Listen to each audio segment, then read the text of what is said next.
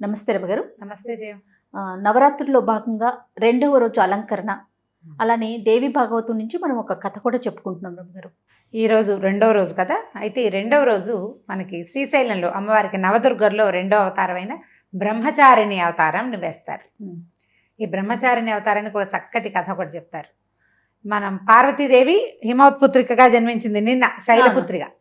అయితే ఆవిడ ఈ శివుణ్ణి అర్చించడానికి వెళ్తుండేది. ఈ హిమవత్ పర్వతం దగ్గర ఎక్కడుంది? హిమవత్ పర్వతం మనకి భారతదేశానికి ఉత్తర దిక్కులో ఉందా? సరే, రెండవ రోజు శ్రీశైలంలో అమ్మవారిని బ్రహ్మచారిణి రూపంలో అలంకరిస్తారు. ఈ బ్రహ్మచారిణి అమ్మవారి అంటే నవదుర్గలలో రెండో ఆవిడ బ్రహ్మచారిణి. ఈవిడ ఏంటంటే బ్రహ్మచారిణి అంటే మనకు తెలుస్తోంది వివాహానికి ముందేదో అని కదా, వివాహిత కాదు అని. అయితే ఈ వివాహిత కాని ఈవిడ ఏంటంటే పార్వతీదేవి హిమవంతుని పుత్రికగా జన్మించింది. హిమవత్ పర్వతంలోనే శివుడు తపస్సు చేసుకుంటున్నాడు, కొంచెం పై భాగంలో ఉన్నాడు. అయితే ఈ పరమేశ్వరుడు అక్కడ తపస్సు చేసుకుంటుంటే కాస్త అంత అయిన పుత్రికని మన హిమవంతుడు శివుడి పరిచర్యకి నియోగించాడు. ఈవిడ రోజు వెళ్ళి ఆయనకి పరిచర్య చేసేది. ఆయన తపస్సు చేసుకుంటూ ఉండేవాడు శివుడు. ఈవిడ వెళ్ళి అక్కడ పువ్వులు అవి పెట్టేది, మంచినీళ్ళు అవి పట్టుకొచ్చి పెట్టేది. ఆయన దారిని ఆయన ఉండేవాడు, ఈవిడ మాత్రం వెళ్ళి వస్తూ ఉండేది. క్రమంగా ఇలా జరుగుతుండగా దేవతలంతా ఏమనుకున్నారంటే ఇలా ఎన్నాళ్ళు జరుగుతుంది, ఎప్పుడైనా ఏదో ఒకరోజు ఆయన ఈవిడిని పెళ్లి చేసుకోవాలి. అందుకని ఆయన విరాగిగా ఉన్న పరమేశ్వరుణ్ణి సంసారిగా మార్చటం కోసం ఏం చేశారు? మన్మధుడిని ప్రేరేపించారు.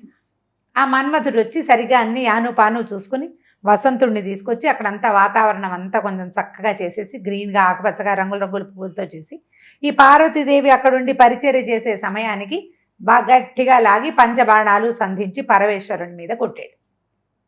బాణాలు సంధించట అవేం గుచ్చుకునేవి కాదు, పువ్వుల బాణాలే. మన్మధుడు 5 పువ్వులే ఆయన బాణాలు.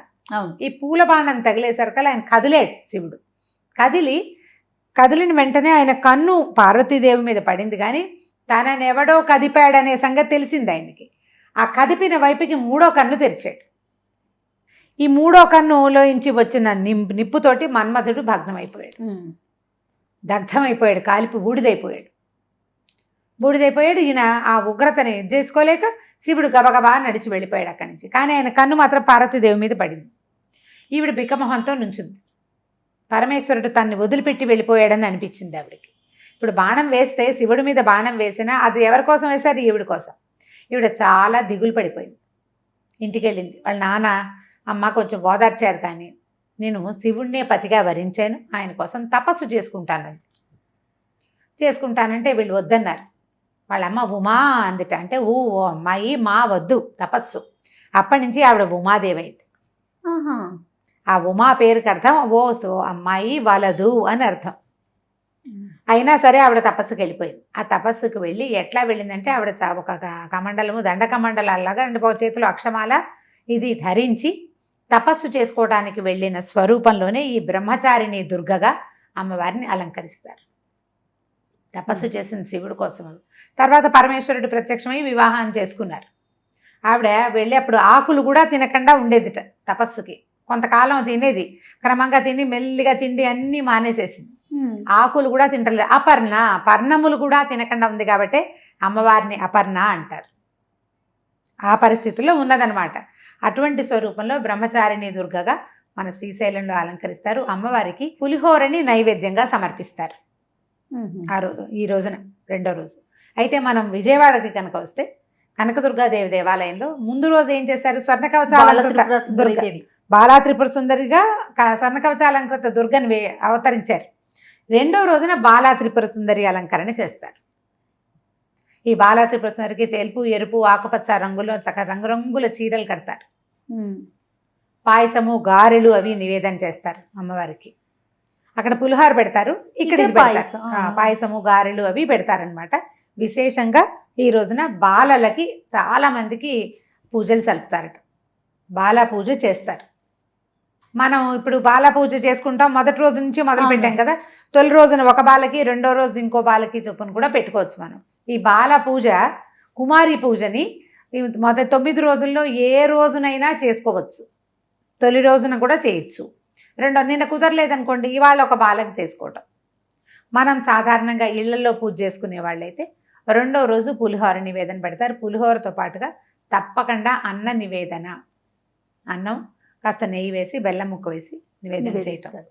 దీంతో పాటు ఇప్పుడు పులిహోర చేసేసరికల్లా తీపి లేకుండా ఒట్టి చురుకుగా ఉండే పదార్థం పెట్టం కాబట్టి పానకం లాంటివి నివేదన చేయొచ్చు.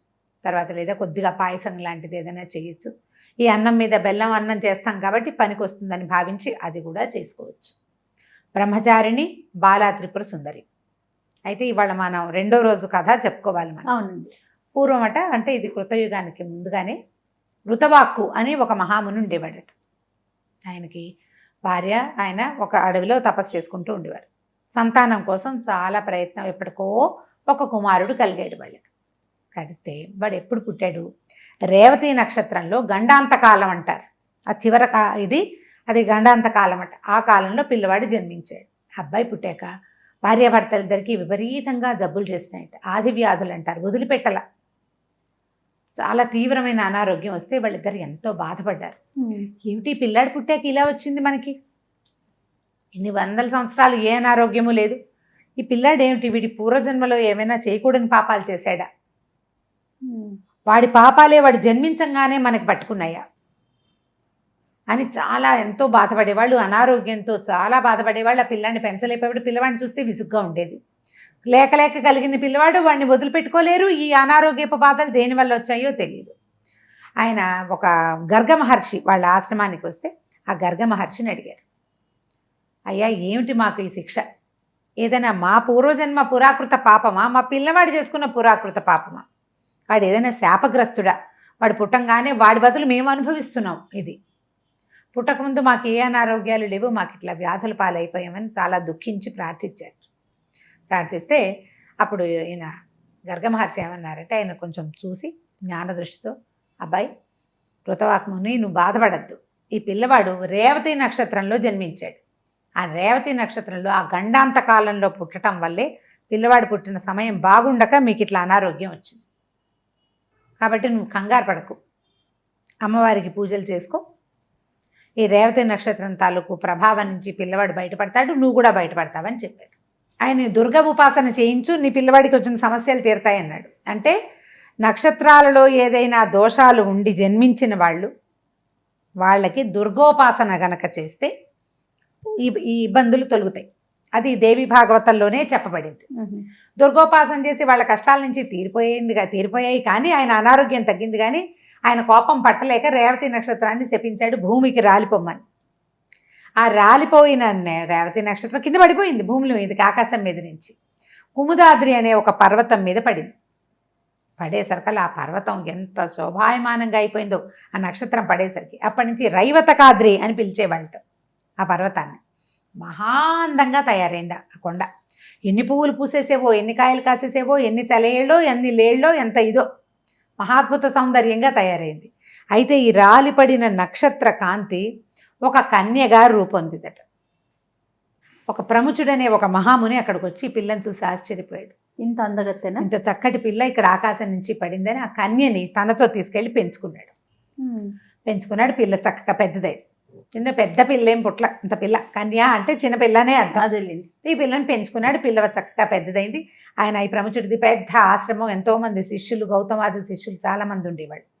ఆయనకి పిల్ల కొంచెం పెద్దదయ్యాక పిల్లని ఒక చక్కటి వాడికి ఇచ్చి వివాహం చేయాలనుంది. తను పెంచుకున్న పిల్ల కదా, పెంచిన ప్రేమ చాలా గొప్పది.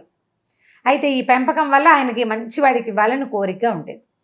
ఉంటే ఏమైంది, ఒకనాడు అగ్నిహోత్రుడిని ప్రార్థించాడు, నా పుత్రికకి, నేను పెంచిన పిల్లకి ఒక చక్కని వరుణ్ణి సూచించమని. నేను సూచించేదేమిటి, ఈ అమ్మాయికి దుర్దముడితో వివాహం అవుతుంది. దుర్దముడనే గొప్ప రాజు, చాలా గొప్పవాడు, అతనితో వివాహం అవుతుంది, ఇది ముందు రాసి పెట్టున్నదేనని చెప్పాడు. అయితే దైవవశాత్తు ఆ రోజు సాయంకాలం ఆ దుర్దముడనే మహారాజు అడవిలో వేటకొచ్చి ఈ ప్రముచ మహాముని ఆశ్రమానికి వచ్చాడు. ఆ వాకిట్లో లేడి పిల్లలకి గడ్డి తినిపిస్తూ కనపడింది రేవతి ఆయనకి. ఆ పిల్ల పేరు రేవతి అని, రేవతి నక్షత్రమే కదా. అయితే ఈయన అడిగాడు, ప్రియా అని పిలిచి, ప్రముచ మహాముని ఉన్నారా అని అడిగాడు. ఆ ప్రియా అని అడిగితే, ప్రియా అంటే ఈ ప్రేమించే ప్రియ అని అర్థం కాదు, డియర్ అని. ఓ బాలిక, ఓ చక్కటి పిల్ల, అలాంటి పదం అది. ప్రియే అన్నాడనమాట సంస్కృతంలో. ప్రియే ప్రముచ మహర్షి ఉన్నారా అని అడిగితే, హోమ గుండం దగ్గర ఉన్నారు, అక్కడ ఉన్నారు అని చెప్పింది. హోమానికి ఒక ప్రత్యేకమైన శాల ఉంటుంది. హోమశాలలో ఉన్నారు, నేను అక్కడికి వెళ్ళిపోయాడు. యజ్ఞశాలలో ఉన్నారు అని చెప్పేసి వెళ్ళాడు. వెళ్ళిన తర్వాత ఆయనకి ఎప్పుడైతే ఈ రాజు లోపలికి వస్తుంటేనే ఆయనకి వెలిగింది. అగ్నిహోత్రుడు చెప్పినటువంటి దుర్దముడు ఇతనే, తన కూతురికి కాబోయే భర్త. ఆయన చాలా పరమానందంగా ఈ రాజును ఆహ్వానించి కూర్చోబెట్టి సరే ఆయనతో మాట్లాడిన తర్వాత ఏం చెప్పాడంటే, నువ్వు వచ్చే దారిలో ఒక అమ్మాయిని చూసావు కదా, ఆ అమ్మాయి నీ భార్య అన్నాడు. అనేసరికి నేను పొరపాటున ప్రియ అన్నాను, ఒక ప్రేమగా సంబోధించాను తప్పితే నాకేం దురుద్దేశం లేదు, చెప్పిస్తాడని భయపడ్డాడు ఆయన. నువ్వేం కంగారు పడకు నాయనా, అగ్నిహోత్రుడే చెప్పాడు నువ్వే మా పిల్లకి కావాల్సిన వరుడు అని, కాబట్టి నువ్వేమి కంగారు పడద్దు, నా పిల్లని వివాహం చేసుకో. ఆల్రెడీ ఆయనకి భార్యలు ఉన్నారు, సుభద్రాది జనం కొంతమంది ఉన్నారు, భార్యలు ఉన్నా సరే ఈమెను వివాహం చేసుకో, నేను ఈమెను కన్యాదానం చేస్తాను నీకని చెప్పాడు. రేవతిని అడిగారు, ఆవిడ సరే అంది. కానీ ఆవిడ ఏమందంటే రేవతి నక్షత్రంలోనే నాకు పెళ్లి చేయమంది అనేసరికల్లా ఈయన అన్నాడు, రేవతి నక్షత్రం శాపగ్రస్త నక్షత్రం కదా, మృతవాక్కు ఏమో శపించాడు రేవతిని అంటే ఈవిడ అడిగిందనమాట రేవతి, ఈ అమ్మాయి. ఇప్పుడు ఋతవాగ్ము నీ ఒక్కడైనా తపసంపన్నుడు, నువ్వు కాదా, నువ్వు తపసంపన్నుడివే కదా, రేవతిని ఇంకొక రేవతిని సృష్టించి ఆకాశ మార్గంలో నిలుపు, అది నిలిచినప్పుడే నాకు పెళ్ళి, అప్పుడే నాకు పెళ్లి చేయమని అడిగింది. అడిగేసరికల్లా ఈయన తన తపశ్శక్తితోటి రేవతి నక్షత్రాన్ని మళ్ళీ సృజించి ఆకాశంలో నిలిపాడు. దాని స్థాపన వేళలోనే తన కూతురికి కన్యాదానం చేశాడు. ఈ రేవతి ఈయన్ని పెళ్లి చేసుకున్న తర్వాత ఈయన ఏం చేశాడంటే, దుర్దముడు ఈ భార్యని తన ఇంటికి తీసుకెళ్ళిన తర్వాత లోమస మహర్షి అనే ఒక చాలా గొప్ప మహర్షి. లోమసుడు ఎన్ని కథల్లోనూ కనపడతారు మనకి.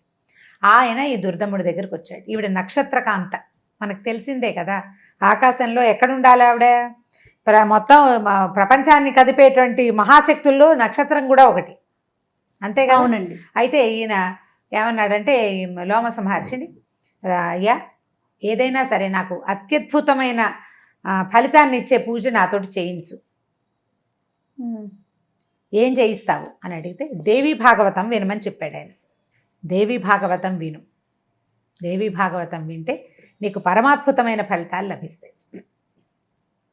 అప్పుడు ఈయన ఏమన్నాడంటే, నాకు మనువయ్యే కుమారుడు కావాలి, నా కోరిక అది. ఎందుకంటే నా భార్య ఒక ముని చేత పెంచబడింది, ఒక మహర్షి చేత. ఆ మహర్షి ఎంత శక్తివంతుడంటే ఈమెకు ప్రతిరూపాన్ని ఆకాశంలో పెట్టగలిగినవాడు. ఈవిడ సామాన్యం కాదు, గ్రహమండలంలో ఉండవలసిన కన్య నా దగ్గరకు వచ్చింది. ఇప్పుడు ఇంత పరమాద్భుతమైన వ్యక్తిని పెళ్లి చేసుకున్నందుకు నాకు ఒక పరమాద్భుతమైన ఫలితం లభించాలంటే, అంత అద్భుత ఫలితం లభించాలంటే ఈమె భూమి మీద పడిపోయింది, ఈవిడ మళ్ళీ పైకి వెళ్ళిపోవాలి, శాశ్వతంగా ఆమె పేరు ప్రపంచంలో నిలిచి ఉండాలి. రేవతి నక్షత్రంగానే కాదు, ఆమె కలగబోయే కుమారుడు మనువు అవ్వాలి అని కోరుకున్నారు. కోరుకునేసరికల్లా అప్పుడు దేవి భాగవతాన్ని పరమాద్భుతంగా చెప్పాడట లోమస మహర్షి. 7 సార్లు సప్తాహం 7 సార్లు దేవి భాగవత పురాణాన్ని వినిపించాడు. ప్రతిసారి హోమం చేశారు, తర్పణం చేశారు, దానం చేశారు. 7 సార్లు ఇట్లా చేసిన తర్వాత ఈ రేవతి దేవికి ఒక కుమారుడు కలిగాడు, రైవతుడు ఆయన పేరు. ఆ రైవతుడు ఒక మన్వంతరానికి అధిపతి అయ్యాడు. మనం స్వారోచిష మనువు, సారస్వత వాళ్ళ పేర్లు చెప్పుకుంటామా, రైవతుడు కూడా ఒక మన్వంతరానికి అధిపతి. మన్వంతరం అంటే మహాకాలం అన్నమాట, చాలా పెద్దది. మనకి మన్వంతరం ఇప్పుడు వైవస్వత మన్వంతరంలో ఉన్నాం మనం. ఈ రైవతక మన్వంతరం ఏంటంటే, ఒక ప్రతి మన్వంతరానికి 30,84,48,000 సంవత్సరాల కాలం ఇతను ఆ కాలానికి అధిపతిగా ఉన్నాడు రైవతుడు. ఆయన ధర్మశాస్త్రం రచించాడు, కర్త వక్త కూడా ధర్మశాస్త్రం రాసి చెప్పాడనమాట. అంత మహానుభావుడైన కుమారుడికి జన్మనిచ్చింది రేవతి నక్షత్రకాంత. దానికి కారణం దేవి భాగవత శ్రవణం.